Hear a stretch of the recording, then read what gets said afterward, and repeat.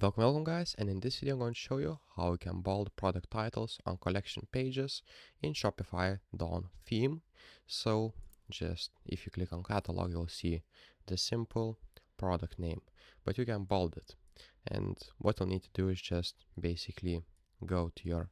Shopify control panel and then go to online store and themes, then just click edit theme, and what you'll need to do is go to your catalog right here, or just you can choose right here a collection, and then basically what you'll need to do is select a product grid, scroll down until you see custom CSS, and then what you'll need you type is dot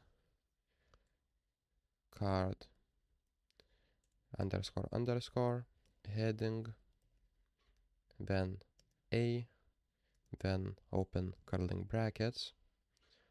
and hit enter, then write font weight bold, and then you'll see that it will be